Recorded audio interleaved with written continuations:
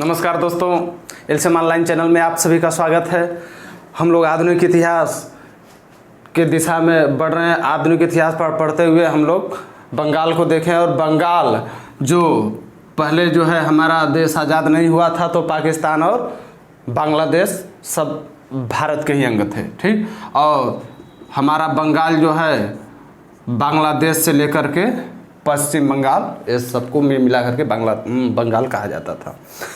पिछली वीडियो में हम लोगों ने देखा कि सिराजुद्दौला जब बंगाल का नवाब बनता है तो वहीं एकमात्र बंगाल का ऐसा नवाब होता है जो अंग्रेजों के चाल को समझता है और ये भी जानता है कि यदि हम लोग इनको जल्दी ही नियंत्रित नहीं किए तो ये अंग्रेज जो है आगे चल के हमको बहुत बड़ी दिक्कत पैदा करेंगे, ठीक। और इस चीज़ को समझता है, इसीलिए वह जो है इन पे आक्रमण करता है। पिछली वीडियो में आप लोगों ने देखा होगा, आक्रमण करता है। हालांकि आक्रमण के बाद जो है जो कलकत्ता को अपने कब्जे में ले लेता है, फिर भी अंग्रेज छल से कपट से जो है फिर से उसे हासिल कर लेते हैं और हासिल करने के बाद जो है उससे मजबूर कर देते हैं सो है सिराजुद्दौला को अलीनगर की संधि करने के लिए। अलीनगर की संधि आप लोग देखेंगे पूर्णतः अंग्रेजों के पक्ष में झुका हुआ रहता है, और जब उनके पक्ष में झुका हुआ रहता है तो सिर्फ अंग्रेजों के फायदे वाले ही समझौता होता है, ठीक।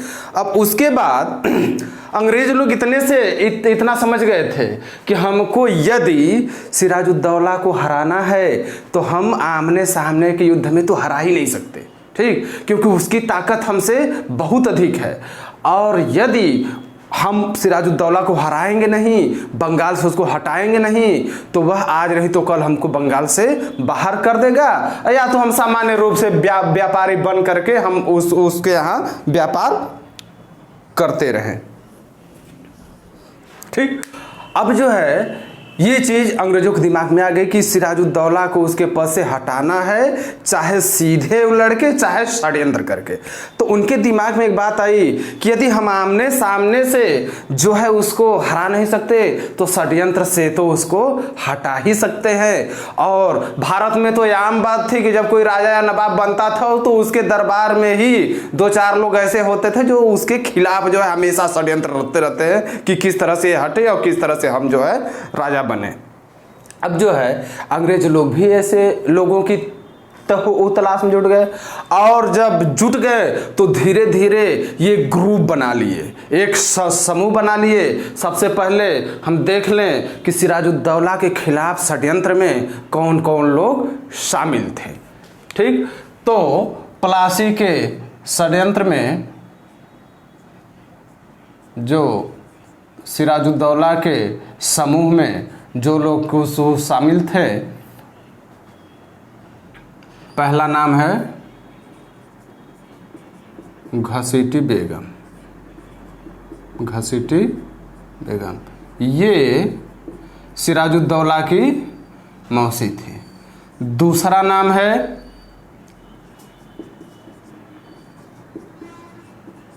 मीर जाफर, ये सेनापति था। तीसरा नाम है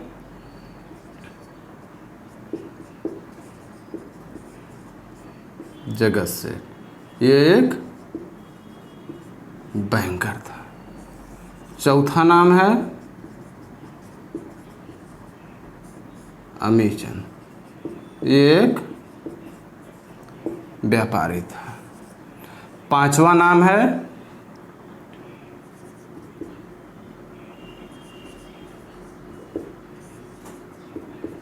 शौकतगंज, ये पूर्णिया का नवाब था। और छठवां नाम है रायदुर्ला, ये जो है बंगाल का दीवान था, ठीक। अब देखिए जो अंग्रेज लोग थे, अब सबसे पहले उन्होंने राज दरबार में अपने जासूस लगाए कि पहले ये देखिए कि कौन सा ऐसा राज परिवार का सदस्य है जो सिराजुद्दौला के खिलाफ है, ठीक।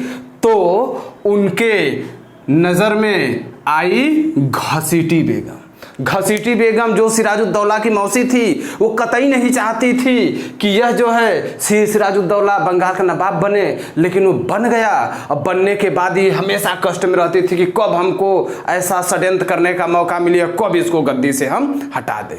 तो अंग्रेजों ने सबसे पहले घसीटी बेगम को अपने षड्यंत्रकारी समूह में घसीटा, और इसको घसीटने के बाद, घसीटी बेगम को अपने समूह में घसीटने के बाद तब जो है आगे का मार्ग प्रशस्त होता है। तब ये बताती है घसीटी बेगम कि हुजूर आप चिंता न कीजिए, हम तो कई दिन से इस मौके के तलाश में थे कि कोई तो ऐसा मिले जो सिराजुद्दौला को हटा दे, और आप मिले हैं। तो मैं आपको जानकारी देती हूं कि यह जो सिराजुद्दौला का सेनापति है, जो मीर जाफर है, ये तो खुद जो है नवाब बनने की इसके अंदर लालसा है। ये तो खुद चाहता है कि सिराजुद्दौला को हम कब मौका मिले उसका हत्या करके हम जो है गद्दी पे बैठ जाए। ठीक, अब सेनापति का जो है पोल जो है वो जाके अंग्रेजों को बता दिया। अब अंग्रेजों को यह भी पता चल गया कि सिराजुद्दौला जो सेनापति है खुद जो है हमारा सहायता कर सकता है। इसलिए मीर जाफर को अंग्रेज लोग अपने पास बुलाएं और कहें कि मीर जाफर, क्या तुम बंगाल का नवाब बनना चाहते हो? मीर जाफर डर जाता है कि ये क्या बोल दिया, इधर उधर देखने लगता है कि अगर ये बात सिराजुद्दौला तक पहुंची तो हम तो मारे ही जाएंगे, तुम भी मारे जाओ, ये क्या बोल रहे हो? अंग्रेज लोग कहे कि इधर उधर मत देखो, डरने की जरूरत नहीं है, तुम ये सिर्फ बताओ क्या तुम बनना चाहते हो कि नहीं बनना चाहते हो? मीर जाफर कहता है कि हुजूर इच्छा तो बहुत दिन से है, इच्छा तो बहुत दिन से है, लेकिन कभी मौका ही नहीं मिला, काश ये मेरा सपना सच हो जाता। अंग्रेज कहे कि अब सपना सच होने का समय आ गया है, अब तुम चिंता मत करो, अभी हमारा जिम्मेदारी है कि हम तुमको बंगाल का नवाब बना के रहेंगे, पर जैसा हम कहें वैसा वैसा तुम करते जाओ। मीर जाफर कहता है जी हुजूर, आप जैसा को कहेंगे वैसा हमको करेंगे। ठीक, ये भी आ गया उस समूह में। इसके बाद अंग्रेज कहते हैं कि यार मीर जाफर, हम लोग बंगाल को नवाब को हटाने का षड्यंत्र कर रहे हैं, तो उस समय जो है धन का भी आवश्यकता पड़ेगा। कोई ऐसा आदमी बताओ कि जो कोई जासूस लगाना पड़ेगा, हथियार खरीदने पड़ेंगे और तमाम प्रकार के खर्चे होंगे, राज परिवार के कितने लोगों को खरीदना होगा, कितने सेनाओं को अपनी तरफ मिलाना होगा। तो षड्यंत्र में भाई अंदर अंदर जो है काम करना है, तो बिना पैसा से तो काम होगा नहीं। ठीक, तो मीर जाफर कहा कि हुजूर एक आदमी हमारे नज़र में है जो कि आपका मदद कर सकता है। कौन कर सकता है? जो बंगाल का बैंकर था जगत सेठ। जगत सेठ को अगर लाभ दिखेगा तो पैसा लगा सकता है इस षड्यंत्र में, और वह भी सिराजुद्दौला के खिलाफ है। तो अंग्रेज कहे कि ठीक है। अब इस तरह से जगत सेठ के सामने भी ये प्रस्ताव रखा गया, वो भी खुशी खुशी शामिल हो गया कि चलिए भाई, इससे बढ़िया का सिराजुद्दौला हट जाएगा तो हम भी मनमानी रूप से अपना सूद वसूलेंगे, अपना बैंकर का काम करेंगे। ठीक, अब इस प्रकार से 3 लोग हो गए। अब जो है एक अमीर चंद नाम का एक व्यापारी था। ठीक, व्यापारी, उसका दिमाग बहुत ही कुटिल था, वो हमेशा जो है बहुत ही शातिर चाल चलता था। तो यह भी घोर विरोधी था सिराजुद्दौला का। तो ये हुआ कि जितने भी उसके विरोधी है सबको शामिल कर लीजिए, और ये को कहीं ना कहीं ये काम आएंगे ही। अमीर चंद को भी शामिल कर लेते हैं दोस्तों। अब जो है बंगाल का ये पड़ोसी जिला होता है न, उस समय वो प्रांत के नाम से वो जाना जाता है, पूर्णिया, और उस प्रांत का नवाब रहता है शौकत जंग। अब शौकत जंग जो वहाँ का नवाब रहता है, यह भी धुर विरोधी रहता है सिराजुद्दौला का, एकदम कट्टर दुश्मन। ये भी चाहता है कि किसी तरह से सिराजुद्दौला हट जाए और कोई ऐसा बैठे जो हमारा प्रतिनिधि हो, जो हमारे बीच का हो। ठीक, तो इसको भी लोग मिला लेते हैं। ठीक, और वैसे भी पड़ोसी जानते ही हैं कि वो पड़ोसी ज़्यादातर विरोधी होते ही हैं। ठीक, अब उसके बाद जो है, जो सिराजुद्दौला का दीवान था राय दुर्लभ भी सिराजुद्दौला से असंतुष्ट था। वो भी चाहता था कि सिराजुद्दौला गद्दी पे न रहे। ठीक, और इस तरह से अंग्रेजों ने उसी के ही दरबार से इतने लोगों को मिला करके एक षड्यंत्र जो है बनाता है। अब अमीर चंद जो है, अमीर चंद का जो दिल रहता है बड़ा छोटा रहता है, घबरा जाता है। अमीचंद को कहता है कि भाई इतने बड़े बड़े लोग, सेनापति, अंग्रेज, ईस्ट इंडिया कंपनी, इतना बड़ा बैंकर सब शामिल है, षड्यंत्र सफल होने के बाद हम तो छोटे व्यापारी हैं, हमको पता नहीं कुछ देंगे कि नहीं देंगे, पता नहीं हमको कुछ लाभ होगा कि नहीं होगा। और इसके दिमाग में एक बात आ जाती है, इसके दिमाग में ये बात आती है कि बाद में पता नहीं क्या होगा, को क्या नहीं होगा, हम अपना हिस्सा अभी इन लोगों से वसूल लेते हैं। अब जो है अमीचंद जो है लगा धमकाने, ये जो है लगा धमकाने और कहा कि ऐसा है कि मैं अभी सबका भांडा फोड़ दूंगा, जितना भी आप लोग षड्यंत्र रच रहे हैं ना, मैं सबको जाके सिराजुद्दौला को बता दूंगा, एक तरफ से मैं सबका भांडा फोड़ दूंगा। ये कहता है अमीचंद, ये कहता है कि मैं जाकर के उससे वो कह दूंगा कि ये तुम्हारी मौसी है, ये राज परिवार की, यह भी अंग्रेजों के साथ षड्यंत्र कर रही है, जो तुम्हारा सेनापति है ये भी अंग्रेजों के साथ मिल गया है, मैं सबका बारी बारी से नाम बता दूंगा। ठीक, अब सब लोग भयभीत हो जाते हैं कि यार ये अमीचंद को क्या हो गया, अब ये बनिया आदमी, इसको सिर्फ फायदे से मतलब है और इसको जो है जी धर फायदा होता है, जैसे होता है, बस वो लोग वही काम करते हैं। अब अमीचंद जो है जब ये बात कहा तो सब लोग डर जाते हैं, सब लोग भाग के जाते हैं वो कलायू के पास। अरे भाई ये तो जो है बगावत कर दिया है, तो विरोध में अब तो हम किसी की खैर नहीं है अगर पहुंच जाएगा सिराजुद्दौला के पास। कलायू कहा कि चिंता न करो, उसको जो है हम हमारे पास लाओ। अब अमीचंद को लेके जाते हैं कलायू के पास। कलायू बहुत ही शातिर दिमाग का आदमी था, ईस्ट इंडिया कंपनी का गवर्नर था, और वह जो है अमीचंद से बड़ा प्यार से बहलाता है, फुसलाता है, कहता है कि अमीचंद ये बताओ कि तुम ऐसा क्यों कर रहे हो। अमीचंद कहा कि भाई हमको आप पे विश्वास नहीं है, पता नहीं है षड्यंत्र सफल होने के बाद हमको कुछ मिलेगा कि नहीं मिलेगा, इसका गारंटी क्या है। तब जो है कलायू कहता है कि अच्छा ठीक है, अगर मैं गारंटी दे दूंगा तो तुम्हारा मुंह बंद रहेगा। तो अमीचंद कहता है हाँ हुजूर, अगर हमको गारंटी मिल जाएगी तो कह देखो यार अभी तो पैसा है नहीं, मैं तुमको गारंटी के तौर पे ईस्ट इंडिया कंपनी के उस तरफ से मैं अपने पैड पे ये लिख के दूंगा कि मैं तुमको पैसा दे दूंगा। और इसका नाम, ये जो अमीचंद डिमांड किया रहता है, ये 30 लाख का डिमांड किया रहता है। ये कहता है कि अगर 30 लाख रुपए हमें देंगे तभी हमारा मुंह बंद रहेगा, और नहीं देंगे तो हम जाके भांडा फोड़ देंगे। तो कलायू कहता है ठीक है, हम अपने पैड पे, ईस्ट इंडिया कंपनी के पैड पे, गवर्नर होने के नाते मैं अपने पैड पे लिख के देता हूं कि 30 लाख रुपया तुमको कंपनी देगी। तो अमीचंद कहता है ठीक है हुजूर, हमको पैसे से मतलब है, चाहे जो दे दे। अब जो है यह अपने पैड पे कहता है कि ठीक है, एक तुम रख लेना, एक कार्बन कापी हम रख लेते हैं। अमीचंद तैयार हो जाता है, कहे हुजूर ठीक है। और एक सफेद रंग का जो रहता है पेपर, इस पे यह देता है अमीचंद को, और जो लाल रंग का रहता है और ये रखता है ईस्ट इंडिया कंपनी का गवर्नर लॉर्ड क्लाइव। सफेद रंग पे क्या करते हैं, देखिए अंग्रेजों का चाल देखिए कि किस प्रकार जो है ये लोग चाल चलते हैं। जो सफेद रंग का पेपर रहता है, इस पे दोस्तों जो वाटसन रहता है यह क्लायू का नकली हस्ताक्षर कर देता है, क्लायू का नकली हस्ताक्षर कर देता है, ठीक। और जो लाल रंग का होता है, इस पे क्लायू अपना असली हस्ताक्षर करता है, असली हस्ताक्षर करता है, ठीक। इस पे असली हस्ताक्षर करता है। अब होता क्या है दोस्तों कि नकली हस्ताक्षर वाला दे देता है अमीचंद को। अमीचंद बेचारा बड़ा प्रसन्न होता है कि हमको तो ईस्ट इंडिया कंपनी के रूप से गारंटी मिल गई, अब तो हमको 30 लाख रुपया मिल ही जाएंगे, चाहे जो हो, चाहे षड्यंत्र सफल हो चाहे न सफल हो, चाहे जो हो, ठीक। अब लाल रंग का जो है पेपर क्लाइव लिया रहता है तो उसको जला करके खत्म कर देता है। अब जब बाद में जब अमीचंद आता है तो कहता है कि भाई हमारा 30 लाख दो। अब कलायु कहता है कैसा 30 लाख? कहता है अरे जो आप कहे थे, कहा कब कहे थे?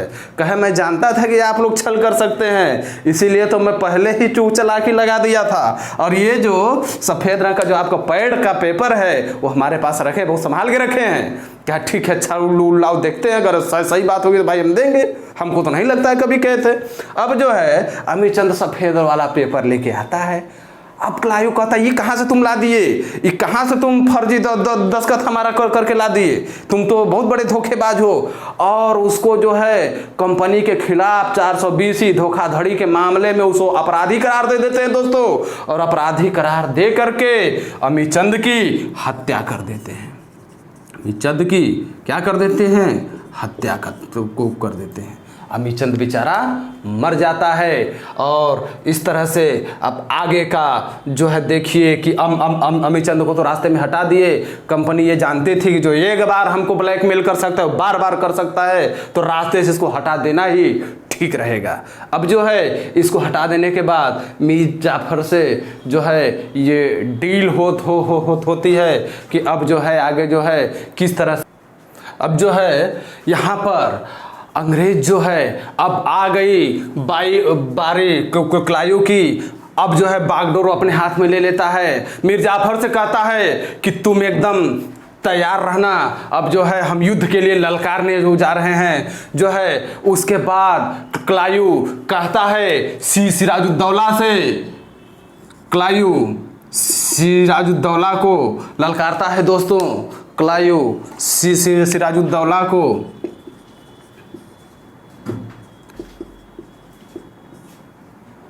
सिराजुद्दौला को ललकारता है और कहता है कि सिराजुद्दौला तुम बंगाल को हमारे हवाले को कर दो, अगर बंगाल को हमारे हवाले नहीं करना चाहते तो तुम हमसे युद्ध को करके दिखाओ और युद्ध जीत के दिखाओ। सिराजुद्दौला जब ये बात सुनता है कि अंग्रेजों का कैसे औकात हो गया कि हमको ललकारने का, अभी तो उनसे हम कलकत्ता छीने थे। मीर जाफर से कहता है कि मीर जाफर सुन रहे हो, कलायु हमसे युद्ध करना चाहता है। मीर जाफर कहता है कि हुजूर एकदम चिंता मत कीजिए, हमको बस आदेश दीजिए, एकदम चुटकी में मसल के रख देंगे, चींटियों की तरह मसल के रख देंगे। और सिराजुद्दौला कहता है कि तो हम जानते ही हैं कि तुम जो है ये कई काम कर दोगे, लेकिन अंग्रेजों का देखो कि किसके बल पे उछल रहे हैं। उसको बेचारे को क्या पता कि उसके खिलाफ जो इतना खतरनाक षड्यंत्र हो गया है। उसके बाद जो है सिराजुद्दौला कहता है कि मीर जाफर जाओ उसको मसल के आओ। सिराजुद्दौला का मीर जाफर कहता है कि हुजूर एक आपसे रिक्वेस्ट है, एक निवेदन है। तो कहता है बताओ। तो मीर जाफर कहता है कि हुजूर हम चाहते हैं कि जब उनको चींटियों की तरह मसले तो आप भी मैदान में वो नज़ारा देखिए। सिराजुद्दौला कहता है कि ठीक है, जैसा तुम कहते हो वैसा हम करेंगे। ये भी युद्ध के मैदान में दोस्तों जाता है, और जब युद्ध के मैदान में वहाँ पे पहुँचता है दोस्तों, प्लासी के मैदान में, प्लासी के मैदान में जब पहुँचता है 23 जून 1757 ईस्वी, यही वो डेट है दोस्तों। 23 जून 1757 ईस्वी को जब प्लासी के मैदान में दोनों की उससे सेनाएं पहुंचती है, 3000 सेना जो है रहती है कंपनी की दोस्तों, और 50,000 सेना जो रहती है वो रहती है नवाब की। 50,000 से सेना जो रहती है नवाब, आप समझ सकते हैं इतनी विशाल नवाब की सेना के सामने तुच्छ सेना कंपनी की 3000 कब तक टिकेंगे। ठीक, सिराजुद्दौला मन ही मन युद्ध मैदान में बड़ा प्रसन्न होकर देख रहा था। ठीक कि आज अंग्रेजों को जवाब मिलेगा। और जैसे ही युद्ध की घोषणा होने को होती है, मीर जाफर के एक इशारे पर दोस्तों इसकी सेनाएं जो है कंपनी की तरफ जाकर मिल जाती है। जो है सिराजुद्दौला को समझ में नहीं आता कि हमारे साथ क्या हो तो हो रहा है। जो है मीर जाफर तो हमारे तरफ से लहू लड़ी नहीं रहा है। ठीक, ये तो न्यूट्रल हो गया, ये तो कंपनी का साथ देने लगा। और फिर भी दोस्तों दो सिराजुद्दौला के वफादार जो है साथी थे, नाम था उनका मीर मदान और मोहनलाल। मीर मदान और मोहनलाल, ये दोनों बहुत ही वफादार थे। वो लोग अपने मिट्टी के लिए जो जान भी दे देने की तो जो है पीछे नहीं रहते थे। उन्होंने कहा कि हुजूर आप चिंता मत करें, मीर जाफर दिए धोखा दे दिया तो दे दिया, लेकिन हमारे जीते जी आपके बंगाल पे कोई आंच नहीं आएगी। वफादारी के साथ जो है ये लोग लड़ते हैं। 23 जून 1757 ईस्वी को प्लासी के मैदान में जब वो षड्यंत्रकारी युद्ध होता है, मीर मदान और मोहनलाल ये दोनों पूरी ईस्ट इंडिया कंपनी की सेना को हरा देते हैं और इतनी भयंकर जो है युद्ध होता है कि ईस्ट इंडिया कंपनी पीछे की तरफ हटने लगती है। क्लायू तो अपनी जान बचाने के लिए बगीचे में एक पेड़ के पीछे जाके छुप जाता है। इतना भयंकर युद्ध होता है। सहसा एक गोली मीर मदान के सीने में आके लग जाती है दोस्तों। और जब मीर मदान के सीने में वो गोली आके लगती है तो मीर मदान वहीं पे धराशायी हो जाता है, वीर गति को प्राप्त हो जाता है। इसके बाद जो है मोहनलाल भी कमजोर पड़ने लगता है, स्थिति बिगड़ने लगती है। मोहनलाल मैदान छोड़ के भाग जाता है और सिराजुद्दौला भी जो है स्थिति देखते हुए कुछ 100 सैनिकों के साथ पीछे हट जाता है और लौट जाता है दिल्ली दोस्तों। इसका मतलब कि 23 जून 1757 ईस्वी को ये जो षड्यंत्र हुआ है, ये गद्दारों की टीम जो सिराजुद्दौला के खिलाफ प्लासी के मैदान में उसके साथ बगावत की, गद्दारी की, इसके कारण सिराजुद्दौला की हार होती है दोस्तों। और जब दिल्ली में पहुंचता है उसके बाद जो है हारने के बाद ईस्ट इंडिया कंपनी का जो East India Company Mir Jafar को बंगाल का जो है नवाब घोषित कर देता है दोस्तों।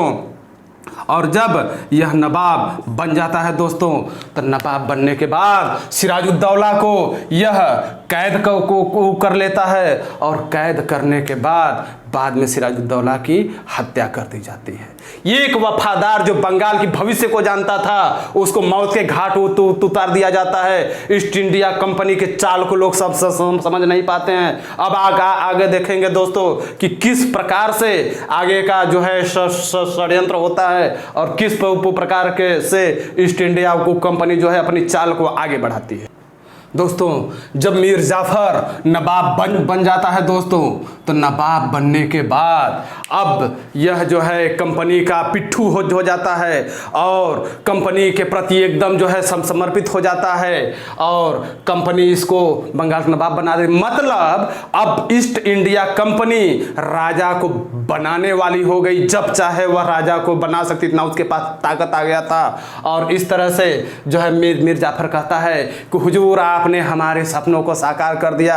हम तो कभी सोचे ही नहीं थे कि सिराजुद्दौला के आगे हम कभी बंगाल का नवाब बन पाएंगे। और इस उपलक्ष्य में जो है वह उनको 8 लाख पाउंड देता है। 8 लाख पाउंड दोस्तों अंग्रेजी इतिहासकार लिखते हैं, मैकाले भी ये बात कहा है कि इसके बाद जो कंपनी को पैसा मिला वो 100 नाव में भर करके जो है कलकत्ता लाई गई और वो जो था चांदी के सिक्के के रूप में 100 नाव चांदी का सिक्के जो है ईस्ट इंडिया कंपनी को पुरस्कार के रूप में देता है मीर जाफर। और क्या देता है, और जो है यह देता है 24 परगने की जिम्मेदारी, 24 परगने की जमींदारी। 24 परगना जो है दोस्तों ये बंगाल का एक जो जिला है और इसकी जो जमींदारी ईस्ट इंडिया कंपनी को दे देता है। और बर्धमान और नदिया जिला, बर्धमान और नदिया जो जिला का राजस्व भी जो है कंपनी को दे देता है कि आप इसका राजस्व वसूलिए, अपना यूज कीजिए। अब तो कंपनी की ताकत पहले से भी अधिक बढ़ गई क्योंकि अब धीरे धीरे बंगाल से डायरेक्ट ये लोग राजस्व वसूली करने लगे और धीरे धीरे उनकी ताकत बढ़ती है दोस्तों। अब आगे देखेंगे कि आगे ये लोग किस तरह से बंगाल में बक्सर की पृष्ठभूमि तैयार करते हैं और किस तरह से मीर जाफर को पछतावा होता है। लेकिन अब पछताने से क्यों को क्या होगा, जब समझना था तो समझे नहीं। और ये किस तरह से जो है बाद में ये कार्य को करता है अंग्रेजों के खिलाफ, बीडियों को जो है दोस्तों अगर वीडियो अच्छा लगे तो वीडियो को लाइक करें, चैनल को सब्सक्राइब को करें और अपने दोस्तों को शेयर करें ताकि उनको भी इसका लाभ मिल सके। जय हिंद, जय भारत।